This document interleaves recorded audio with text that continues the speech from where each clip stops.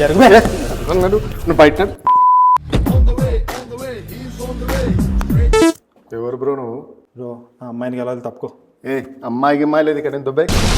మర్యాదకి చెప్తున్నా తప్పుకో, లేకపోతే వరదల్లో కొట్టుకుపోతావు, తప్పిపోతావు. ప్రాస బాగుంది కానీ అమ్మాయిని కలవలేవు, కలవనివ్వను.